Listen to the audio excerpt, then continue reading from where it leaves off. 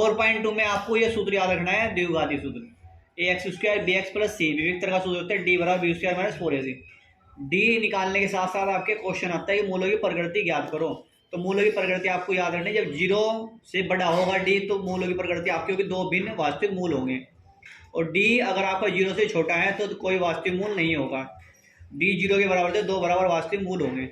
और एक आप इसमें सूत्र याद रखना है, द्विघाती सूत्र ये होता है द्विघाचार्य का, जब आपका कोई भी गुणनखंड ना हो आपके सीधा गुणनखंड मेथड से नहीं आ रहा आपसे, तो आप इसमें द्विघाचार्य सूत्र लगा दें, minus B plus minus under root b² minus 4ac upon इसके आगे 2a।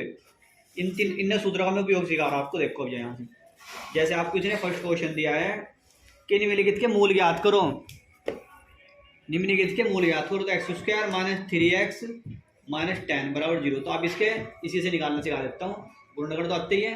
तो आप लिखें ax² प्लस bx बराबर c से तुलना करने पर, जब आप इसकी तुलना करेंगे तो a की वैल्यू आएगी आपकी जो यहाँ है 1, b की -3 और c की -10, ये आ जाएगी आपकी ABC। अब आपके पास ABC आ गया, आप ये द्विघाचार्य सूत्र लगा देंगे, x बराबर होता है minus B plus minus root b² minus 4ac upon 2a। b की वैल्यू यहाँ से रखी -3, तो माइनस वहाँ पहले है तो माइनस का क्या आ जाएगा, बाहर आ जाएगा, ये 2 है पावर है, ये वाली लिखेंगे जो आगे होगा, यहाँ से कुछ नहीं आना वहाँ बनाया। b की वैल्यू कितनी है 3, माइनस के 3 यहाँ रख दिया आपने, 4ac, a और c, a का मान है 1 और c का मान है -10, और 2 मल्टीप्लाई और 1 से, तो माइनस माइनस प्लस हो जाएगा, 3 आ जाएगा, प्लस माइनस अंडर 3 का वर्ग हो जाएगा 9 और 4 धाम 40, माइनस माइनस प्लस 40 हो गया, नीचे आएगा 2 प्लस माइनस अंडर 40 हो गया 49 बटे 2, 49 वर्गमूल निकाल दो, 49 होता है आपका 7 का वर्ग, तो 7 आ जाएगा इसका आंसर 7। अब आप क्या करेंगे, इसे एक बार प्लस में ले लेंगे, 3 को एक बार ले लेंगे माइनस में, ये x की वैल्यू आ जाएगी आपकी, तो प्लस में ले लो। अब इसकी x की वैल्यू x बराबर आ जाएगा आपका 3 प्लस 7 बटे 2, दूसरे में लेंगे 3 माइनस 7 बटे 2, तो इसे करो आप 10 बटे 2, x की वैल्यू आ गई आपकी 2 पंजे 10, x की वैल्यू आ गई 5। ये पहले वाली क्या लगेगी आपकी अल्फा, दूसरी वाली आ जाएगी आपकी x बराबर माइनस के 4 बटे 2, 2 दूनी 4, तो x की वैल्यू कितनी आ गई -2, तो आ गया बीटा माइनस के 2। इस तरह से आप अल्फा बीटा निकाल देंगे, आपका द्विघाचार्य से निकाल दियो अगर आपको सूत्र हल नहीं हो रहा।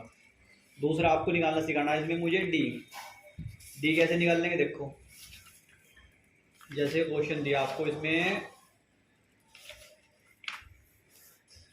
4.4 है शायद वो, हाँ 4.4 आपके लिए 3 हो गई 4. देखो इधर ही से ये इस एक्सरसाइज में आपको कहता है मूलों की प्रकृति ज्ञात करो, मूलों का अस्तित्व हो तो उन्हें ज्ञात भी करना। पहले तो आपको ये जांच करनी कि मूल का अस्तित्व है या नहीं है। मूल का अस्तित्व 2 ही तरीके से होता है, डी निकाले वो चल जाएगा आपको। तो आपने पहला क्वेश्चन लिखा 2x² माइनस 3x प्लस 5।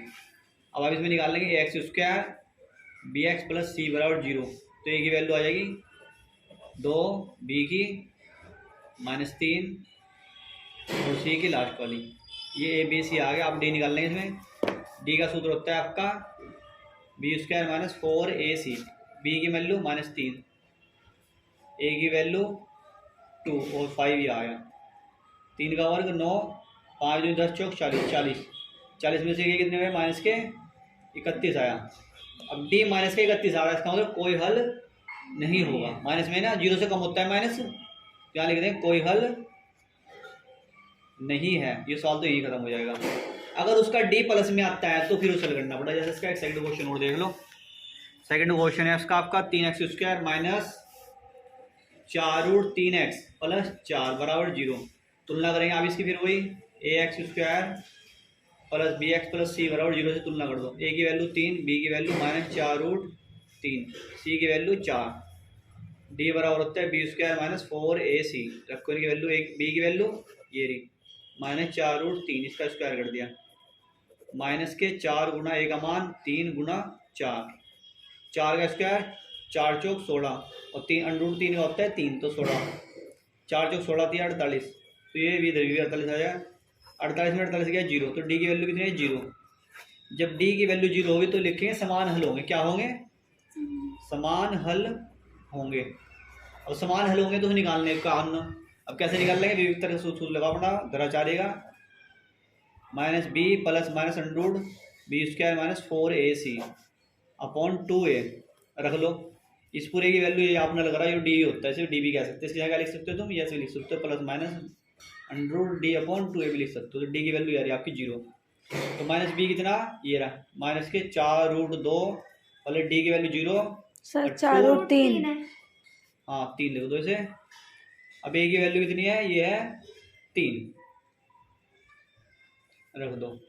4√3 बटे 0 हो जाएगा, ये आएगा नीचे 2 3 6, ये आ गया 2 3 4 2 3 6, 2√3 बटे 3, 3 को फिर तोड़ दो, 3 को आप तोड़ दो या यहीं रह, चलो ये छोड़ दो, ये खत्म कर दो इसका मान। अल्फा भी यही हो जाएगा 2√3 बटे 3 और बीटा भी यही हो जाएगा 2√3 बटे माइनस में जाएगा, एक प्लस का ले लो ना, दोनों माइनस में आएंगे, दोनों बराबर में आएंगे क्योंकि बराबर समान होंगे ना, दोनों दोनों सेम सेम बनेंगे, ये छोड़ देंगे सर।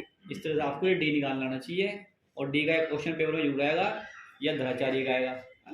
इसका यूज वहाँ करना है जहाँ आपके गुणनखंड करने, उससे गुणनखंड विधि से गुणनखंड हो रहे हो तो ठीक, नहीं हो रहे तो फिर आप धराचार्य यूज करेंगे। तो डी निकालना और ये आपका एक्स निकालना दोनों आना चाहिए, दोनों के सवाल आप कर लियो। ठीक, क्वेश्चन फर्स्ट आपको करना, सेकंड में करा रहा हूँ, दोनों ऐसे ये से। इसमें के की वैल्यू निकालनी, कब निकालनी के की वैल्यू, जब उसने कहा कि दो मूल बराबर हो। मूल कब बराबर होते हैं, जब डी की वैल्यू 0 होती है, तो थोड़ा डी 0 है।